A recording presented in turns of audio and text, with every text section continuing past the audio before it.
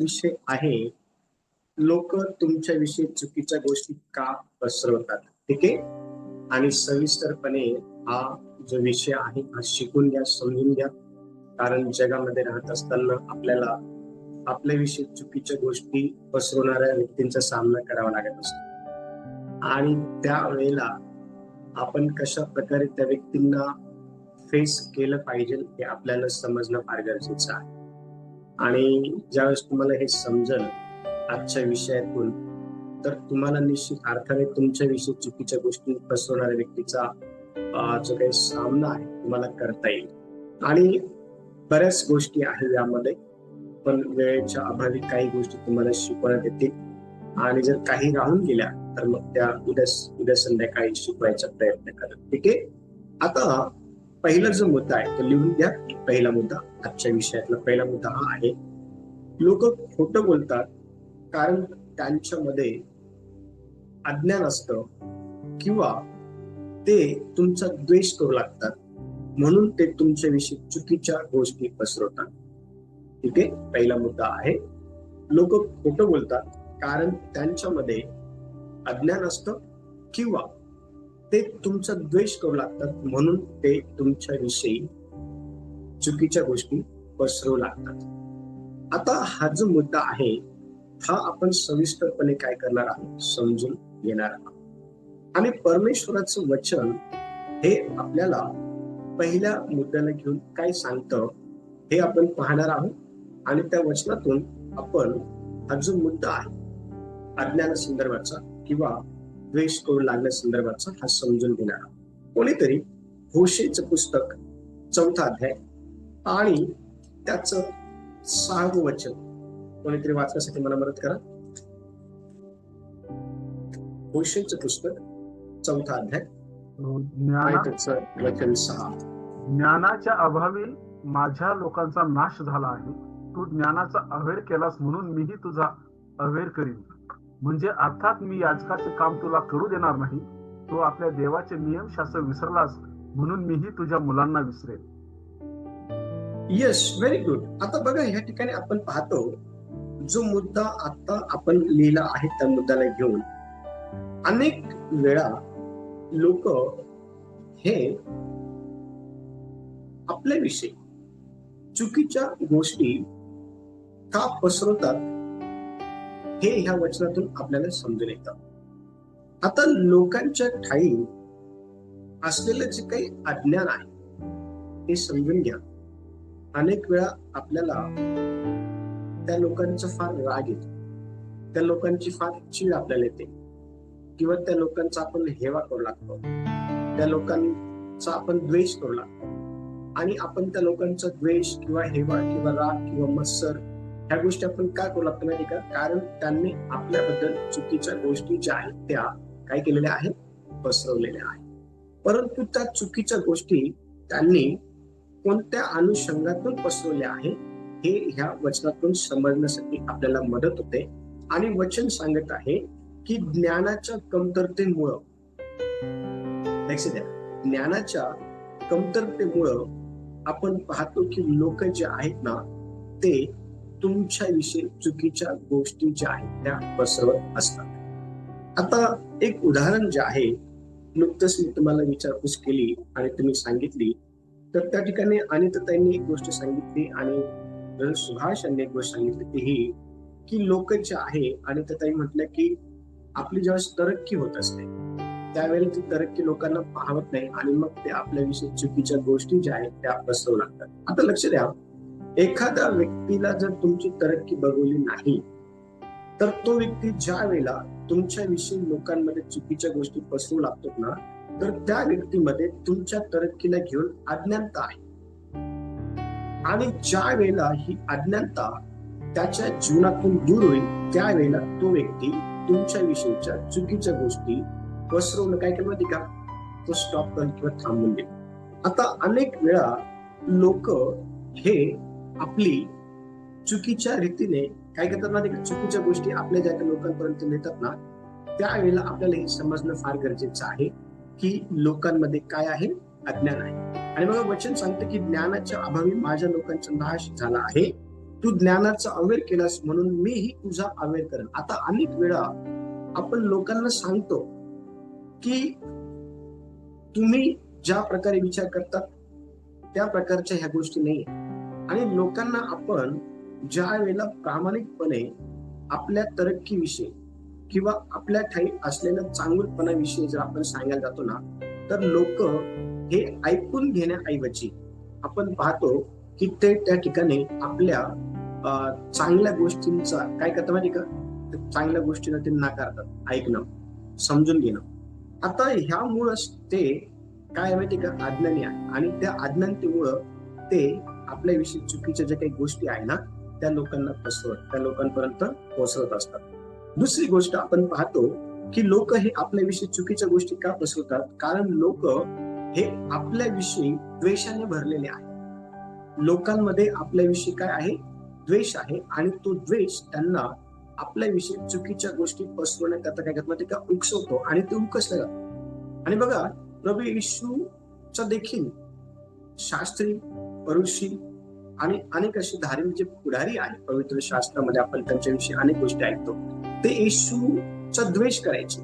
आणि येशूचा द्वेष करत असल्या कारणामुळं येशूविषयी चुकीच्या गोष्टी ते लोकांना काय करायचे माहिती का, सांगायचे.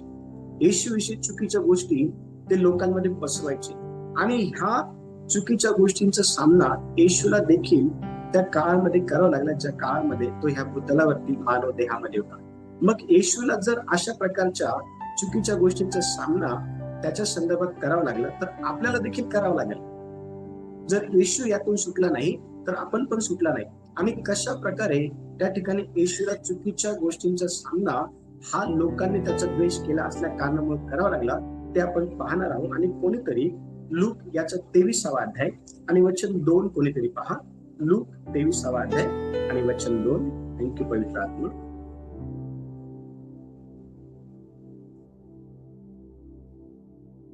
आणि ते त्याच्यावर असा आरोप करू लागले की हा आमच्या राष्ट्राला फितवताना, कैसराला कर देण्याची मनाई करताना आणि मी स्वतः ख्रिस्त राजा आहे असे म्हणताना आम्हाला आढळला. हा पहा, ह्या ठिकाणी येशूने कुठल्याही प्रकारे लोकांना, राष्ट्राच्या लोकांना जे आहे ना, फितवलं नव्हतं. परंतु येशू हा राष्ट्रातील लोकांना फितवतो अशा प्रकारचा जो काही आरोप आहे ना, तो येशूवरती करण्यात आला. आणि त्या आरोपाला घेऊन लोकांमध्ये येशूविषयी चुकीच्या ज्या काही गोष्टी आहेत त्या पसरवण्यात आल्या. पण येशू जे आहे ना, येशूवरती खोटे आरोप करण्यात आले. येशूविषयीच्या खोट्या गोष्टी ज्या आहे ना ते लोकांमध्ये पेरण्यात आल्या. आणि ज्या वेळेला लोकांमध्ये येशूविषयीच्या खोट्या गोष्टी पेरण्यात आल्या ना, त्या ठिकाणी आपण पाहतो की येशूला देखील ह्या त्रासातून जावं लागलं. येशूला देखील अशा प्रकारच्या चुकीच्या गोष्टींचा सामना जो आहे तो लोकांकडनं जे आहे ते करावा लागला. कारण वचन स्पष्टपणे सांगत आहे. आणि त्या ठिकाणी ती जी मंडळी आहे ती उठली, त्यांनी त्याला पिलाताकडे नेलं. आणि पिलाताकडे नेलं असताना त्याच्यावरती कोणता दोष ठेवला, तर त्याच्यावरती दोष ठेवण्यात आला की ते त्याच्यावर असा आरोप करू लागले की हा आमच्या राष्ट्रातील लोकांना फितवतो. लक्ष द्या, येशूने लोकांना फितवलं नव्हतं, तरीही त्याला त्या ठिकाणी चुकीच्या गोष्टींचा सामना जो आहे करावा लागलेला होता. आणि ज्या वेळेला येशूला चुकीच्या गोष्टींचा सामना करावा लागला ना, त्या वेळेला येशूने त्या चुकीच्या गोष्टींचा सामना करत असताना त्या लोकांना जे आहे अतिशय हांबरी तुंबरीमध्ये उत्तर दिलं नाही. त्या लोकांना जे आहे ते रागामध्ये भडकून उत्तर दिलं नाही. जर हा शास्त्र भाग जर तुम्ही पूर्णपणे जर वाचला तर ह्या शास्त्र भागामध्ये आपल्याला अतिशय स्पष्टपणे हे समजून येतं की ज्या ज्या लोकांनी येशूवरती चुकीचे आरोप ठेवलेले होते आणि ज्या ज्या लोकांनी येशूला लोकांमध्ये चुकीच्या पद्धतीने बदनाम करायचा प्रयत्न केला होता ना, ते कोणतेच आरोप जे आहेत ते येशूवरती सिद्ध झालेले नव्हते. पण लक्ष द्या, अनेक वेळा आपण पाहतो की येशूला त्या ठिकाणी येशूचा द्वेष करायचे लोक. हे जे सर्व जे पुढारी आहेत ना, हे जे धार्मिक पुढारी आहे, जी मंडळी आहे, हे जे शास्त्री फरीसी सदुकी जे आहेत ना, हे येशूचा द्वेष करायचे. का माहिती का? कारण दिवसेंदिवस येशूचं जे नाव आहे ना, हे प्रसिद्धी पावत होतं. दिवसेंदिवस येशूच्या नावाची जी चर्चा आहे ना, ती त्या शहरातील अनेक लोकांपर्यंत जे आहे ती पसरल्या जाते. हो, म्हणून त्याचा ते द्वेष करायचे. आणि त्या द्वेषापोटीच त्यांनी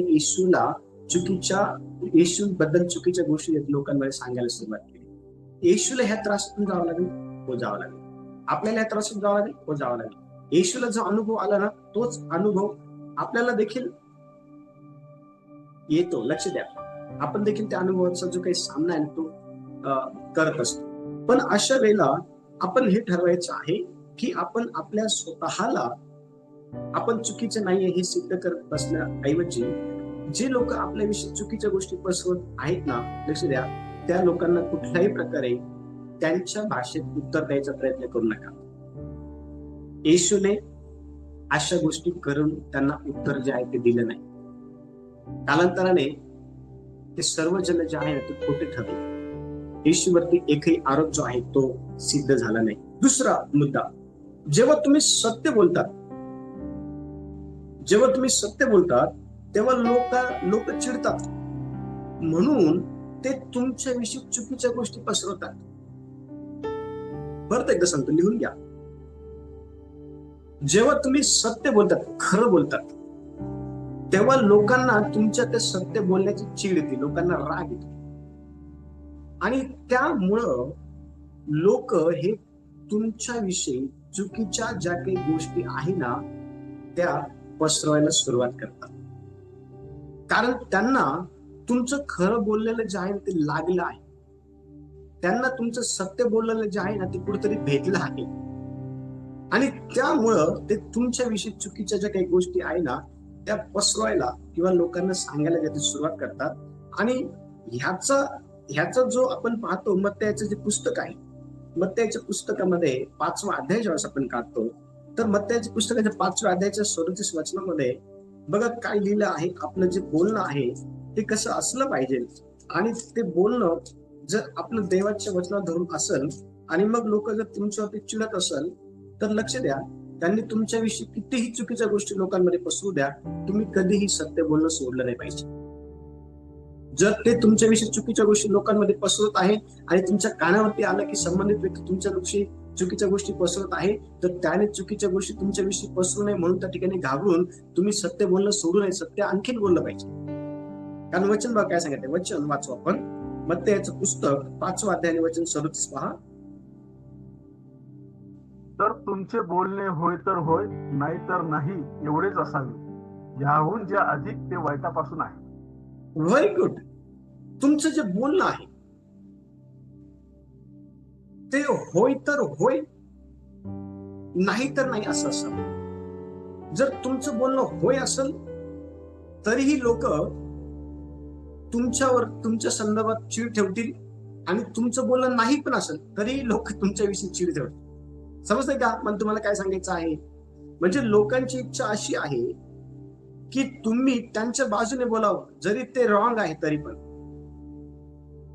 लोकांची इच्छा अशी आहे की जरी ते चुकीचे आहे तरी तुम्ही त्यांची बाजू घेऊन जे आहे ना त्यांचा साथ द्यावा, अशी लोकांची इच्छा आहे तुमच्याकडनं. अशी लोक तुमच्याकडनं अपेक्षा करतात. पण देवाची अपेक्षा तुमच्याकडनं अशी नाही. देव हा तुमच्याकडनं अपेक्षित करतो की तुमचं बोलणं हे होय तर होय असावं, नाही तर नाही असावं. आणि ज्यावेळेस तुम्ही होय तर होय बोलतात आणि ज्यावेळेस तुम्ही नाही तर नाही बोलतात त्यावेळेला लोकांना तुमची चीड येते. आणि त्या लोकांना आलेल्या तुमच्या चिडेमुळे ते तुमच्याविषयी लोकांमध्ये चुकीच्या ज्या काही गोष्टी आहे ना त्या पसरवायला सुरुवात करतात. आणि चुकीच्या गोष्टी लोकांमध्ये पसरून लोकांमध्ये तुमची जी इमेज असते ना ती डागाळण्याचा प्रयत्न करतात. लोकांमध्ये तुमची जी इमेज असते ना तिला ते ठेच पोहोचवण्याचा प्रयत्न करतात. पण अशा वेळेला तुम्ही तुमचं होय तर होय, नाही तर नाही बोलणं जे आहे ना ते चेंज करता कामा नये. त्याच्यामध्ये किंचितही बदल जो आहे तो होता कामा नये. लक्ष द्या, येशूला देखील अशा प्रकारच्या गोष्टींचा सामना करावा लागला, पण त्यावेळेला येशूने त्या ठिकाणी एक किंचितही त्या बोलण्यामध्ये फरक जो आहे तो करून आणलेला आपल्याला पाहायला भेटत नाही. हो, येशूने त्या ठिकाणी बदल जो आहे ना तो मुळीच येऊ दिला नाही. आपल्याला देखील ह्या जगामध्ये राहत असताना अशा प्रकारच्या चुकीच्या गोष्टींचा सामना जो आहे लोक आपल्याविषयी करत असताना करावा लागेल, पण अशा वेळेला आपलं बोलणं हे होय तर होय असलं पाहिजे, नाही तर नाही असलं पाहिजे. लोकांना तुमच्याविषयी कितीही चुकीच्या गोष्टी लोकांमध्ये पसरू द्या, जर तुमचं बोलणं जर देवाला आवडणार आहे तर तुमच्या साक्षीला जे आहे ना लोक डॅमेज करू शकत, तुमच्या नावाला जे आहे ना लोक डॅमेज करू शकत. लक्ष द्या.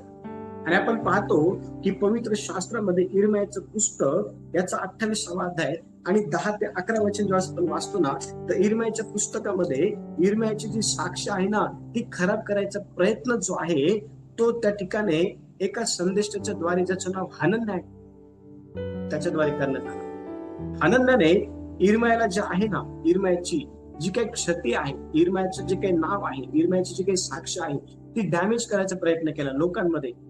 पण मला तुम्हाला सांगू द्या, ती त्या ठिकाणी त्याला डॅमेज करता आली नाही.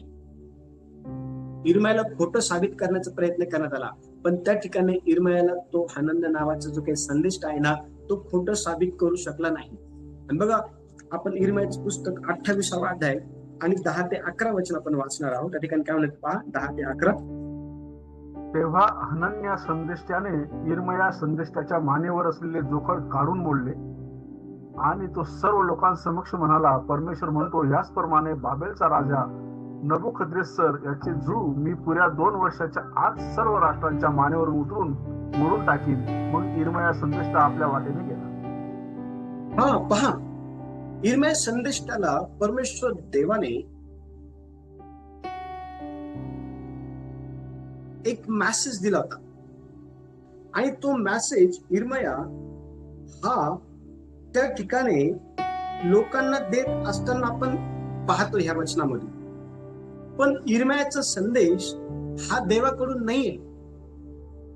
अशा प्रकारे त्या देवाच्या संदेशाला खोटं साबित करण्याचा जो प्रयत्न आहे ना तो ह्या ठिकाणी हनन्या संदेशाच्या द्वारे करण्यात आलेला होता. म्हणजे एकीकडे परमेश्वराचं काम हे लोकांमध्ये चालू असताना इर्मिया हा देवाचा खराखुरा सेवक आहे याविषयीची धारणा जी आहे ती लोकांची झालेली होती. त्या धारणेला क्षती पोहोचण्याचं काम जे आहे ना हे ह्या ठिकाणी हनन्या संदेशाच्या द्वारे करण्यात आलं होतं. पण बघा, वचन 12 मध्ये परमेश्वराचं वचन हे इर्मियाला प्राप्त झालं आणि परमेश्वर देव हा इर्मियाला काय म्हणते पहा, वाचा त्या ठिकाणी वचन. इर्मिया संदेष्टाच्या मानेवरून जोखड काढून हनन्या संदेष्टाने मोडल्यावर इर्मियाला परमेश्वराचे वचन प्राप्त झाले. आणि वचन 15. मग इर्मिया संदेष्टा हनन्या संदेष्टाला म्हणाला, हनन्या, आता हे ऐक, परमेश्वराने तुला पाठवले नाही, तू या लोकांना लबाडीवर भरोसा ठेवायला लावलीस. हा, इर्मिया हा हनन्या संदेशाला स्पष्टपणे बोलत आहे की इर्मिया म्हणत आहे हनन्याला की हनन्या, आता परमेश्वराचा शब्द ऐक, तू ह्या लोकांना लबाडीवरती भरोसा ठेवायला लावलेला आहे आणि तुझ्या अशा प्रकारच्या लोकांना लबाडीवरती भरोसा ठेवायला लावला असल्या कारणामुळं आता परमेश्वर देवाचं वचन काय म्हणते माहिती का, वचन 16 मध्ये पहा, वचन 16 आणि वचन 17 मध्ये. याकरता परमेश्वर असे म्हणतो, मी तुला भूपृष्ठावरून काढून टाकीन. तू परमेश्वराविरुद्ध फितुरीचे भाषण केले म्हणून या वर्षी तू खरोखर मरशील. त्याप्रमाणे त्याच वर्षी 7व्या महिन्यात हनन्या संदेष्टा मेला. हा, परमेश्वराविरुद्ध फितुरीचं भाषण केलं. लक्ष द्या, तुमचं बोलणं होय तर होय आणि नाही तर नाही असेल ना तर तुमचं बोलणं हे देवाला आवडतं आणि तुमचं बोलणं हे देवाला आवडलं असल्या कारणामुळं आणि तुमचं बोलणं होय तर होय आणि नाही तर नाही असल्या कारणामुळं लक्ष द्या, लोक तुमच्याविषयी चीड ठेवतात आणि त्या चिडेमुळं, त्या रागामुळं, त्या द्वेषामुळं लोक तुमच्याविषयी खोट्या ज्या काही गोष्टी आहे ना त्या पसरवायला सुरुवात करतात. पण त्या खोट्या गोष्टी पसरवणाऱ्या व्यक्तींना हे समजणं फार कठीण हे समजणं फार गरजेचं आहे की हनन्याने देखील अशाच प्रकारे इर्मियाला खोटं साबित करून त्याची जी काही खोटी गोष्ट आहे ना ती खरी करण्याचा प्रयत्न त्या ठिकाणी लोकांसमोर केला. पण लक्ष द्या, त्याची खोटी जी गोष्ट आहे ती जास्त वेळ टिकली नाही. परमेश्वराचं वचन इर्मियाला प्राप्त झालं आणि परमेश्वर देव इर्मियाला म्हणाला की तू आता हनन्याला सांग की मी तुला ह्या भूतलावरून काढून टाकणार आहे. आणि तुम्हाला माहिती का, त्या ठिकाणी असं म्हटलेलं आहे की त्याच वर्षी 7व्या महिन्यामध्ये हनन्या संदेष्टा मरण पावला. का? कारण त्याने परमेश्वराचं जे वचन आहे ना ते खोट्या पद्धतीने लोकांमध्ये काय केलं नाही का, पसरवलं होतं आणि लोकांना बहकवलं होतं. ज्यावेळेस लोकांसमोर तुम्ही चांगले असतात ना, ज्यावेळेस तुमची साक्ष चांगली असते, ज्यावेळेस तुम्ही देवभीरू असतात, ज्यावेळेस तुमची सेवा चांगली असते, ज्यावेळेस तुमचं पारिवारिक जीवन चांगलं असतं, ज्यावेळेस तुमचं देवासोबतचं नातं चांगलं असतं, ज्यावेळेस तुम्ही देवाच्या वचनाला धरून ज्यावेळेस तुम्ही जीवन जगत असतात ना, त्यावेळेला अशा प्रकारची प्रामाणिकपणा ही अनेक लोकांना आवडत नाही. तुमचं पवित्र जीवन अनेक लोकांना आवडत नाही, कारण तुमच्या पवित्र जीवनामध्ये स्ट्रिक्टनेस असतं, तुमच्या पवित्र जीवनामध्ये सत्यता असते, तुमच्या पवित्र जीवनामध्ये खोट्या गोष्टी खपून घेण्याची मुळीच तो स्वभाव नसतो. आणि म्हणून त्या ठिकाणी लोक हे तुमच्याविषयी अनेक चुकीच्या गोष्टी ज्या आहेत त्या पसरवत असतात. पण लक्ष द्या, चुकीच्या गोष्टी ह्या जास्त वेळ टिकून राहत नाही. चुकीच्या गोष्टी ह्या जास्त वेळ ज्या आहे ना लोकांमध्ये घर करून राहत नाही. परमेश्वर देव त्या चुकीच्या गोष्टी अनेक मोठ्या प्रमाणामध्ये उघडकीस आणतो आणि ज्याने त्या चुकीच्या गोष्टी केलेल्या असताना लक्ष द्या त्याची साक्ष डॅमेज, त्याच्या जीवनामध्ये क्षतिग्रस्त त्याला त्या ठिकाणी प्राप्त होते. आनंदाच्या जीवनामध्ये तसं झालं. हो, आनंदाच्या जीवनामध्ये तसं झालं. लक्ष द्या, तुमच्या विरोधात चुकीच्या गोष्टी लोकांना सांगणाऱ्या लोकांचा समाचार हा तुम्ही घेऊ नका, देवाला घेऊ द्या. तुमचं काम आहे होय तर होय, नाही तर नाही या गोष्टी बोलणं. तिसरा मुद्दा लोक तुमच्याविषयी चुकीच्या गोष्टी का पसरवतात? तर तिसरा मुद्दा हा आहे, देव प्रत्येक गोष्ट तुमच्या सहाय्याने उघडकीस आणतो म्हणून लोक तुमच्याविषयी खोट्या गोष्टी पसरवतात. परत एकदा सांगतो, लिहून घ्या. देव प्रत्येक गोष्ट तुमच्या सहाय्याने उघडकीस आणतो म्हणून लोक तुमच्याविषयी खोट्या गोष्टी पसरवतात. आणि बघा, येशूला देखील शास्त्री आणि पौरुषांचं जे ढोंग आहे ते उघडकीस आणलं. म्हणून तर शास्त्री पौरुष जे आहे ना येशूवरती फार चिडायचे. येशूला पकडण्याचं जे आहे ना ते शब्दामध्ये पकडण्याचा प्रयत्न करायचे. येशूने शास्त्री परुषी सदुकी जे आहे ना त्यांना एक्सपोज केलं. येशू त्यांना म्हणाला की तुम्ही चुना लावलेल्या कबरांसारखे आहात, तुम्ही ढोंगी आहात. लक्ष द्या, परमेश्वर देव हा तुमच्याद्वारे ज्या वेळेला लोकांचं ढोंग उघडकीस आणतो ना त्यावेळेला त्यांना ते आवडत नाही आणि म्हणून ते तुमच्याविषयी चीड ठेवतात आणि त्या चिलेमुळे ते लोकांमध्ये तुमच्याविषयी चुकीच्या ज्या काही गोष्टी आहेत त्या पसरवत असतात. पण घाबरू नका, खचू नका, निराश होऊ नका. त्यांना तुमच्याविषयी किती चुकीच्या गोष्टी लोकांमध्ये पसरवत असून पसरू द्या. येशूने तेच काम त्यांना करू दिलं. येशू त्या ठिकाणी जे आहे ना मुळीच त्या ठिकाणी येशू हा त्यांच्या त्या चुकीच्या वागण्यामुळे चुकीच्या गोष्टी येशू बद्दल ते लोकांमध्ये पसरत असल्यामुळं येशू त्या ठिकाणी डिस्टर्ब नाही झाला. येशू मुळीच डिस्टर्ब नाही झाला येशू त्या ठिकाणी. लक्ष द्या, वचन काय सांगितले पहा, वचन वाचा पण मत्तेचं पुस्तक 10वा अध्याय आणि 26 वचन पहा काय म्हणत आहे. मत्तेचं पुस्तक 10वा अध्याय आणि वचन 26. यास्तव त्यांना भिवू नका, कारण उघडीस येणार नाही असे काही झाकलेले नाही आणि कळणार नाही असे काही गुप्त नाही. हा, यास्तव त्यांना भिवू नका. कुणाला? ज्यांनी देवाला न आवडणारं कृत्य केलेलं आहे अशा लोकांना भिवू नका. अशा लोकांचं पाप, अशा लोकांचं कृत्य, अशा लोकांच्या गोष्टी ह्या उघडकीस आणा आणि त्या उघडकीस आणण्याकरताच देवाने तुम्हाला निवडलेलं आहे. हो, कारण वचन सांगत आहे की त्यांना भिवू नका. का माहिती का? कारण उघडकीस येणार नाही असं काही झाकलेलं नाहीये आणि कळणार नाही असं काही गुप्त नाहीये.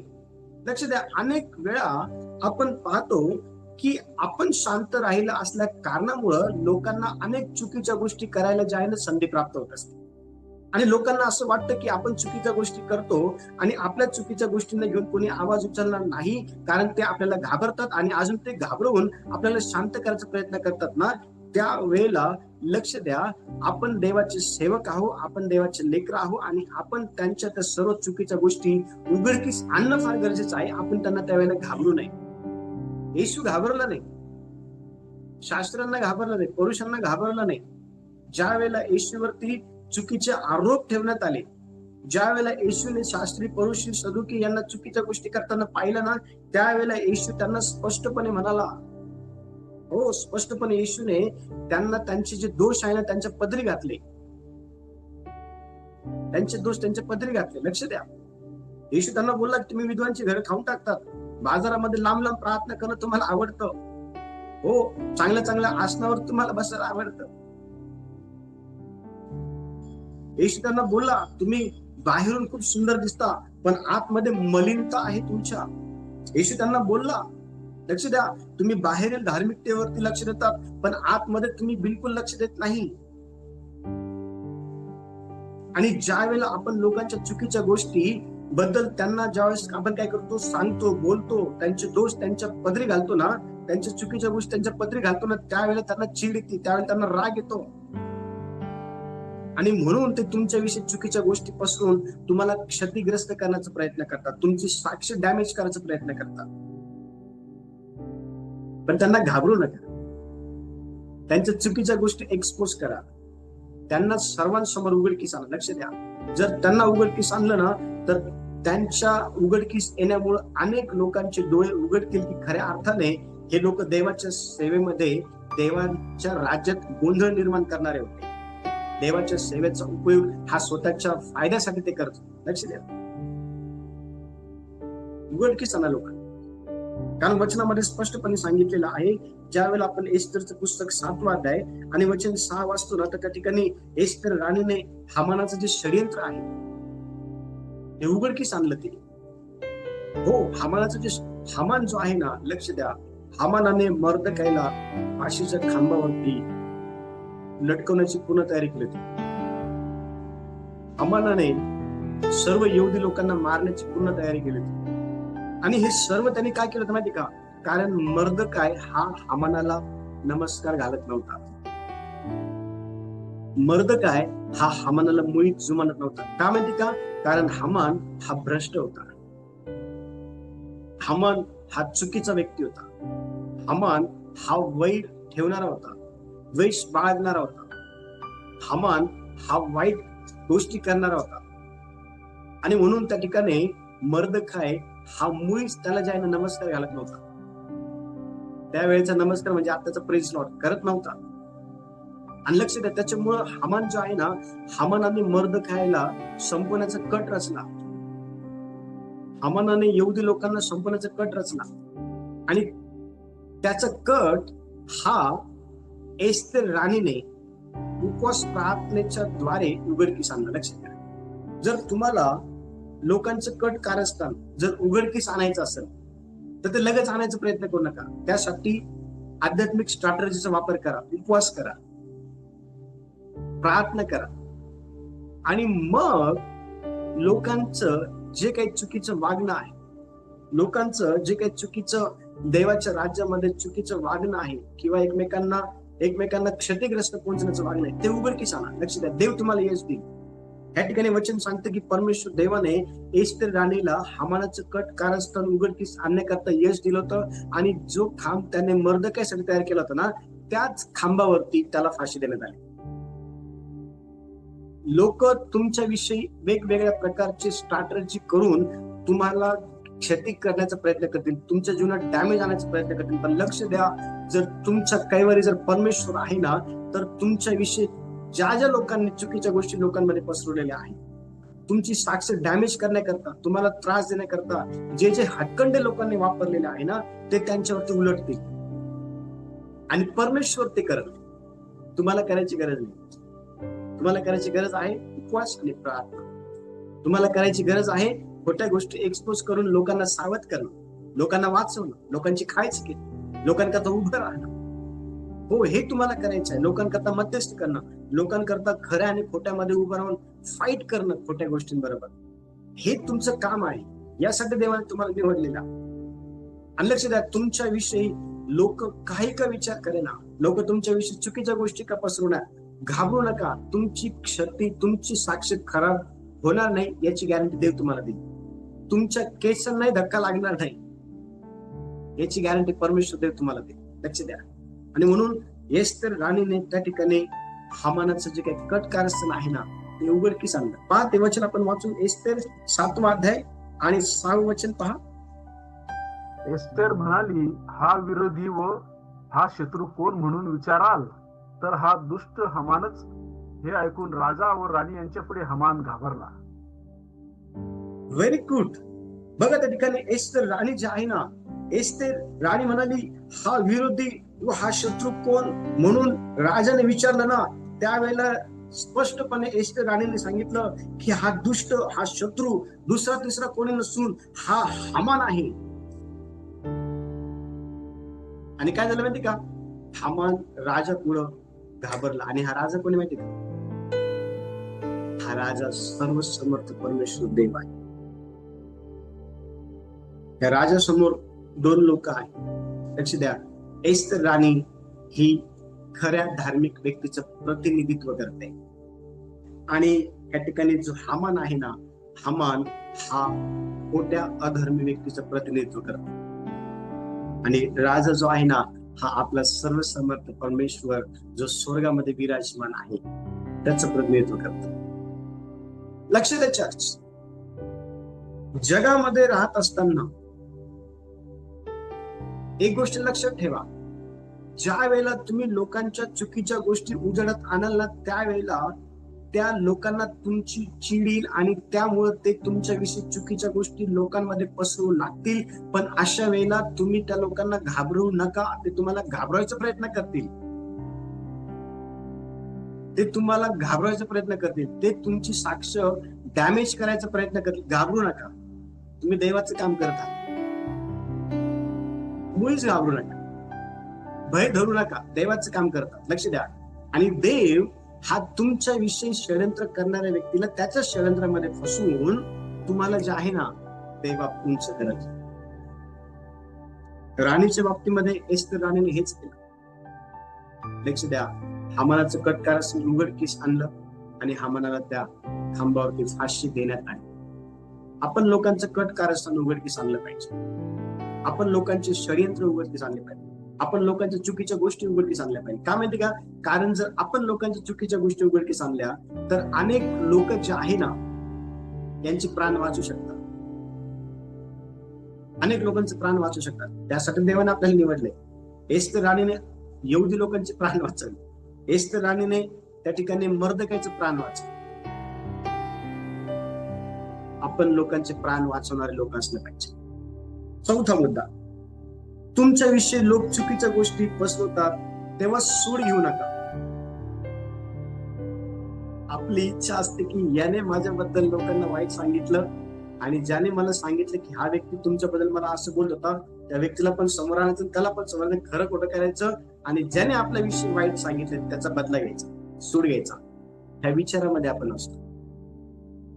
येशूने तसं काही केलं नाही. येवदा इस्करियोतने येशूला धरून दिलं. येशू विषयी काय नाही. येशूने त्याला काय केलं, काय नाही. हो, पेत्राने येशू विषयी षडयंत्र केलं, 3 वेळेस नाकारण्याचं काय केलं येशू? नाकारलं होतं काय? बघा तुम्ही, लक्ष द्या. पण अशा वेळेला येशूने सूड घेतला नाही. येशूला मारण्यात आलं, त्याने सूड नाही घेतला. येशूची बदनामी करण्यात आली, येशूने सूड नाही घेतला. येशूवरती आरोप ठेवण्यात आले, येशूने सूड नाही घेतला. येशूवरती आरोप ठेवले हा बालजबूलच्या साहाय्याने भूत काढतो म्हणून. येशूने सूड नाही घेतला. येशूने त्यांच्याविषयी मला वैर नाही ठेवला, राग नाही ठेवला, मत्सर द्वेष नाही ठेवला. बघा येशूने काय केलं माहिती का चर्च? लक्ष द्या. ज्या वेळेला लोक तुमच्या विषयी चुकीच्या गोष्टी पसरवतात ना, त्यावेळेला सूड नका घेऊ. सूड घेण्याचं काम आपलं नाही. आपण हा मुद्दा मागच्या वेळेला देखील शिकलो. रोमकरांचं पत्र 12वा अध्याय आणि वचन 19 5 ठिकाणी सूड घेण्यासंदर्भात काय लिहिलं आहे आपण वाचूया. रोमकरांचं पत्र 12वा अध्याय आणि वचन 19 आपण वाचू. प्रिय जन हो, सूड उगवू नका, तर देवाच्या क्रोधाला वाट द्या. कारण असा शास्त्रलेख आहे की सूड घेणे माझ्याकडे आहे, मी फेड करीन, असे प्रभू. Yes, very good. प्रियजन हो, सूड उगवू नका, कारण हे काम आपलं नाहीये. हे काम देवाचं आहे. देवाचं काम आपण न करू, देवाचं काम देवाला करू द्या. आपलं काम आहे लोकांना ज्ञानापर्यंत आणणं. नाश होणाऱ्या लोकांकरता आपण उभं राहणं, चुकीच्या गोष्टी अंधारातल्या उजेडात आणणं, फाईट करणं. अंधारातील सर्व जे काही न अशुद्ध आत्मे आहे, सत्ताधारी आहे, सर्व त्यांच्याबरोबर युद्ध करणं, हे आपलं काम आहे. देवाचं सांगते की माझ्या प्रियजनांनो, सूड उगू नका, तर देवाच्या क्रोधाला वाट द्या, कारण असं शास्त्र काय की सूड घेणं हे माझ्याकडे आहे, मी परत फेर करणं, असं प्रभू म्हणतो. देवाला देवाचं काम करू द्या. आपल्याला आपलं काम करायचं आहे. आणि वचनामध्ये अतिशय स्पष्टपणे सांगितलेलं आहे की ज्या वेळेला दाविदाला शौलाकडून अनेक मोठ्या प्रमाणामध्ये त्रास देण्यात आला, क्षती पोहोचवण्यात आली, त्यावेळेला दावीद जो आहे ना, गुहेमध्ये, खेडोपाड्यांमध्ये, वेगवेगळ्या ठिकाणी दावीद आपला जीव जो आहे ना तो वाचून पळत होता. पण दाविदाने पलटून जे आहे ना शाऊलावरती वार केला नाही. त्याला संधी देखील भेटली.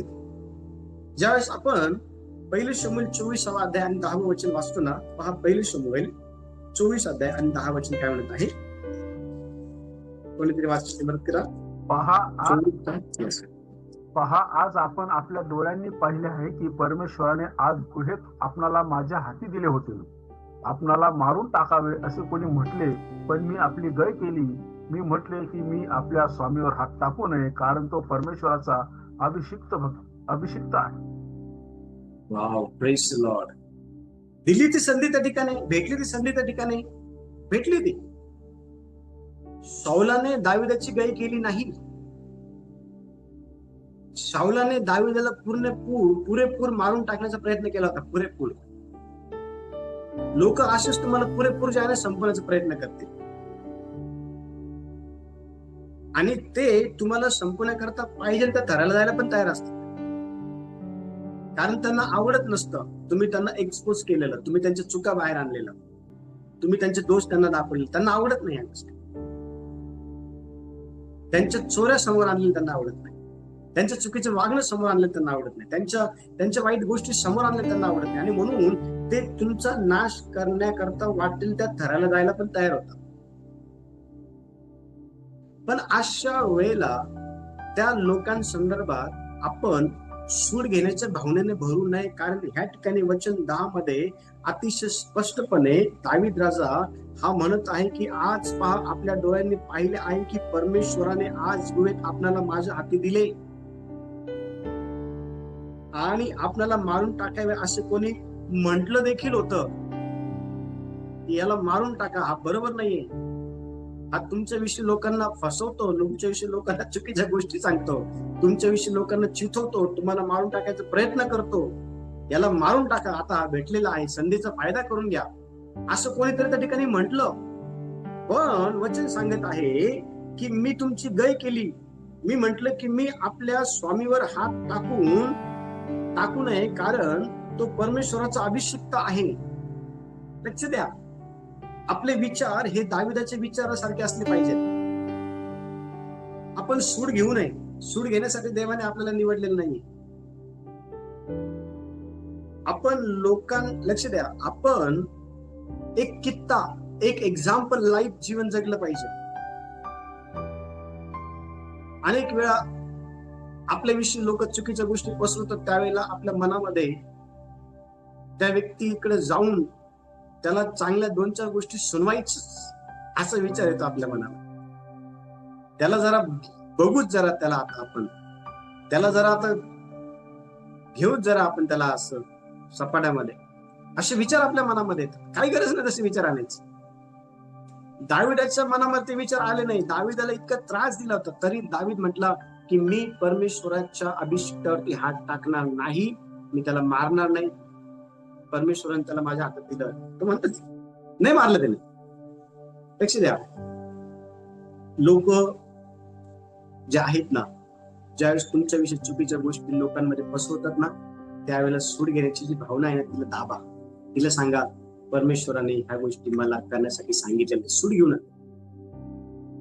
मुळीच जे आहे ना, मुळीच, लक्ष द्या, मुळीच सूड घेऊ नका. पाचवा मुद्दा, तुमचं वागणं निष्कलंक असावं. तुमचं वागणं हे निष्कलंक जे आहे ते असावं. लक्ष द्या.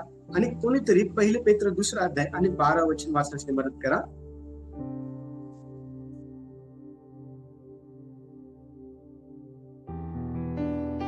1 पेत्र 2 अध्याय आणि वचन 12 पहा.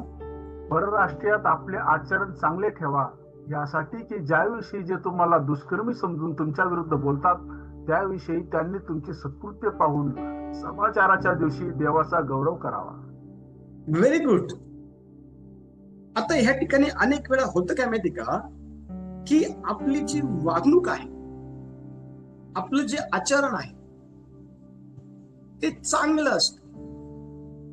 आणि आपलं आचरण हे इतकं काही चांगलं असतं की आपली सत्कृत्य पाहून लोक हे देवाचं गौरव करतात. आपलं चांगलं आचरण पाहून लोक आपल्या सोबत राहायला सुरुवात करतात. लोक आपली सहभागिता मागतात. आपल्या स्वभावामुळं, आपल्या चांगुलपणामुळं, आपल्या सत्कर्मामुळं, देवाने आपल्याकडे टाकलेले जे काही कलागुण आहेत ना, त्यामुळे लोक जे आहे ना आपल्या जवळ येतात आणि आपल्या सोबत राहू लागतात. पण आपल्या बरोबर लोक राहू लागले किंवा आपल्या कलागुणांना घेऊन आपण जर लोकांना जर चांगल्या गोष्टी शिकवायला लागलो, तर लोक जे आहे ना, लोक आपल्याला बदनाम करायचा प्रयत्न करतात. लोक आपल्याला जे आहे ना कोणत्या गोष्टीमध्ये आपल्याला कलंकित करायचा प्रयत्न करतात. तरी पण अशा वेळेला आपण आपली चांगली जी काही वागणूक आहे ना ती सोडू नये. आपण आपली चांगली जी वागणूक आहे ना ती सोडू नये. का माहिती का? कारण आपण परराष्ट्रीयांमध्ये राहून ज्यावेळेस चांगलं आचरण काय करतो, ठेवतो. आपण आपल्या लोकांमध्ये राहून ज्यावेळेस चांगलं आचरण ठेवतो ना, त्यावेळेला ते चांगलं आचरण सर्वांनाच आवडतं असं नाहीये. काही लोक असे बी असतात की तुमच्या चांगल्या आचरणामुळं काही लोकांना त्रास होतो. येशूच्या चांगल्या आचरणामुळं अनेक लोकांना त्रास झाला. त्याचं बोलणं चांगलं होतं. तो अधिकारयुक्त वाणीने लोकांशी बोलायचा, तो लोकांना मदत करायचा, तो लोकांसाठी धावपळ करायचा, तो भुकेल्यांना खाऊ घालायचा, तो आजारांना बरं करायचा, तो अज्ञानांना ज्ञानी बनवायचा, तो लोकांची बाजू घेऊन बोलायचा. हो, येशूचं आचरण जे आहे ना चांगलं होतं. पण लक्ष द्या, एकीकडे त्याच्या आचरणाला जळणारे देखील लोक होते, एकीकडे त्याच्या आचरणाला कलंकित करणारे देखील लोक होते, एकीकडे त्याच्या आचरणाला घेऊन लोकांमध्ये चुकीच्या गोष्टी पसरवणारे देखील लोक होते. आणि ह्या गोष्टी सामना जर येशूला करावा लागला तर तुम्हाला पण करावा लागेल. पण येशूने त्या ठिकाणी लक्ष द्या, आपण पाहतो की मुळीच त्या लोकांच्या वागणुकीकडे लक्ष दिलं नाही, मुळीच लक्ष दिलं नाही. आणि म्हणून आपण जे आहे ना ह्या दिवसांमध्ये अतिशय चांगलं आचरण ठेवणारा व्यक्ती बनलं पाहिजे. लोकांकडे बघून आपण आपलं आचरण जे आहे ते मुळीच बदलू नये, तर आपलं आचरण हे देवाच्या वचनाला घेऊन बदलणं फार गरजेचं आहे. आणि अशाच प्रकारचं चांगलं आचरण जे आहे ना हे दानिएलाचं होतं. आणि दानिएलाचं आचरण हे चांगलं असल्या कारणामुळं राजा जो आहे ना, राजा हा दाविदावरती खूप प्रीती करायचा. राजा जो आहे ना दाविदाचं संरक्षण देखील करायचं. राजा दाविदासाठी उपवास देखील राजाने केलेला आहे. आणि लक्ष द्या, दाविदाचं आचरण चांगलं असल्या कारणामुळं त्याचं आचरण हे त्याच्या राज्यामध्ये काही लोकांना आवडलं नाही आणि त्यांनी दानिएला विरुद्ध षड्यंत्र केलं आणि इथपर्यंत षड्यंत्र केलं की त्याला मारून टाकावं, सिंहाचं विमा टाकून. लोक तुमच्या आचरण जितकं चांगलं असेल ना तितकं ते लोकांना खटकतं आणि ते तुमच्या चांगल्या आचरणाला घेऊन तुम्हाला नाश करायच्या अनुषंगाने अनेक चुकीच्या गोष्टी करतात. पण लक्ष द्या, त्यांच्या चुकीच्या गोष्टी हाणून पाडण्याचं सामर्थ्य हे परमेश्वरामध्ये आहे. दानिएलाला त्या ठिकाणी सिंहाच्या गुहेत टाकलं, पण सिंहाचे तोंड जे आहे ना परमेश्वर देवाने बंद केली. दानिएलाचं पुस्तक 6वा अध्याय आणि 22 वचनामध्ये आपल्याला ते पाहायला भेटतं. 6वा मुद्दा आहे, ख्रिस्तासाठी छळ होतो हे सामान्य आहे. तुम्ही जर देवाचे लेकर आहात आणि तुम्ही जर देवाला आवडेल अशा प्रकारचं जीवन जगत आहात तर तुमचा छळ होईल. लोक तुमच्याविषयी चुकीच्या गोष्टी पसरवतील आणि हे सामान्य आहे. लक्ष द्या, हे सामान्य आहे. आज जगामध्ये तुम्ही जर देवाला आवडणारं जीवन जगले तर मग ते लोकांना आवडत नाही. बघा, आपण ते वचन वाचू आणि हा मुद्दा समजून घेणार आहोत. कोणीतरी 2 तिमोथी 3 अध्याय आणि वचन 12 वाचा. 2 तिमोथी 3 अध्याय आणि वचन 12. ख्रिस्त येशूमध्ये सुभक्तीने आयुष्य क्रमण करण्यात जे पाहतात त्या सर्वांचा छळ होईल. हा, ख्रिस्त येशूमध्ये जे धार्मिक जीवन जगू पाहतात त्या सर्वांचं छळ होईल. जितकं धार्मिक तुम्ही जीवन जगाल ना तितकं जास्त छळ होईल. जितकं धार्मिक जीवन जगाल ना तितकं जास्त लोक तुमच्याविषयी चुकीच्या गोष्टी ज्याने पसरवतात. मग धार्मिक जीवन जगतो आणि म्हणून आपल्याला चुकीच्या गोष्टींचा सामना करावा लागतो म्हणून धार्मिक जीवन जगणं सोडून द्यायचं का? नाही. आपण वचन वाचतो, प्रेषणाचं पुस्तक 14वा अध्याय आणि 19वा वचन. त्या ठिकाणी पौलाला आणि बर्नबासला ते धार्मिक जीवन जगत असल्या कारणामुळे तुरुंगात टाकण्यात आलं. पण तुम्हाला माहिती का, त्यांनी तुरुंगात गेल्यानंतर पण धार्मिक जीवन जगणं सोडलं नाही. ते धार्मिक जीवन जगत राहिले. ते स्तुती आराधना करत राहिले. त्या ठिकाणी बेड्यांमध्ये ते होते, जोखडांमध्ये ते अडकलेले होते आणि त्यांच्या त्या धार्मिक जीवनामुळं त्यांच्या त्या तुरुंग वासामध्ये देवाला भूकंप घडून आणावा लागला आणि देवाला लक्ष द्या, भूकंप घडून त्यांची सुटका केली. धार्मिक जीवन जगणं हे चांगलं आहे, पण ते जगत असताना छळ देखील होतो. पण छळाला घाबरून धार्मिक जीवन जगणं सोडू नये. लक्ष द्या, छळ तुमच्या धार्मिक जीवनाला पण पळून गेला पाहिजे. अशा प्रकारचं धार्मिक जीवन तुम्ही जगलं पाहिजे. लक्ष द्या, आणि धार्मिक जीवन जितकं जगाल ना तितकं जास्त लोक हे तुमच्याविषयी चुकीच्या गोष्टी पसरवतील. पण त्या चुकीच्या गोष्टींना मुळीच जे आहे तुम्ही काय करू नका, माहिती का, तुमच्या जीवनामध्ये थारा देऊ नका. शेवटचा मुद्दा, शांत राहा, देव तुमच्यासाठी लढेल. तुम्ही लढू नका, खरं खोटं करायचा प्रयत्न करू नका. का माहिती का, कारण निर्गमचं पुस्तक 14वा अध्याय आणि 14व्या वचनामध्ये अतिशय स्पष्टपणे सांगितलेलं आहे की प्रभू तुमच्यासाठी लढेल. तुम्ही शांत राहा, कारण तुमचं जीवन हे देवाला आवडणार आहे. तुमचे जीवन अनेकांचे प्राण वाचवणार आहे. तुमचे जीवन अनेक वाईट लोकांना एक्सपोज करणार आहे. तुमचे जीवन अनेक वाईट लोकांच्या चुकीच्या गोष्टींना विरोध करणार आहे. आणि म्हणून तुम्ही जे आहे ना वाईट लोकांबरोबर युद्ध करण्याचं किंवा वाईट लोकांबरोबर जे आहे ते खरं खोटं करण्याच्या अनुषंगाने तुम्ही त्यांच्याशी काय करू नका, माहिती का, तुम्ही त्यांच्याशी लढू नका. देव तुमच्या बाजूने लढत. तुम्ही फक्त शांत राहा, तुमचं काम करत राहा. माहिती का, कारण आपण पाहतो निर्गमनचं पुस्तक 14वा अध्याय 21व्या वचनामध्ये मोशे आणि इस्रायल लोक जे आहे ना जस्ट लाल समुद्राजवळ आले आणि ते अडकले, कारण पाठीमागून फारोची सैन्य होते. त्यांना असं वाटलं की आता पुढे समुद्र आहे, मागे सैन्य आहे आणि आतमध्ये आपण मरून जाऊ. पण लक्ष द्या, त्या ठिकाणी परमेश्वर देवाचं वचन अतिशय स्पष्टपणे सांगतं की परमेश्वर देवाने संपूर्ण इस्रायल लोकांना त्या तांबड्या समुद्रातून कोरड्या भूमीतून पार नेलं आणि परमेश्वर देवाने त्यांच्यावरती चालून आलेल्या सर्व शत्रूंचा नाश केला. आणि त्यांनी आपल्या डोळ्यांनी पाहिलं की त्यांची प्रेते हे किनाऱ्यावरती आलेली होती. चर्च, लक्ष द्या, मला तुम्हाला हे सांगायचं आहे, ज्या ज्या वेळेला लोक तुमच्याविषयी चुकीच्या गोष्टी पसरवतील ना, लढू नका, वाद घालू नका. त्यांना त्यांचं काम करू द्या. तुमचं काम करण्याकरता देवाला आवाज द्या. देव तुमच्या जीवनामध्ये निश्चित अर्थाने काम करण्यासाठी आल्याशिवाय राहणार नाही. आणि अशा प्रकारे आपण जे आहे ना आपल्याविषयी चुकीच्या गोष्टी पसरवणाऱ्या लोकांना जे आहे ते फेस केलं पाहिजे. देव या वचनाच्या द्वारे सर्वांना आशीर्वाद देऊ. यावेळेला आपण आपले डोळे बंद करू.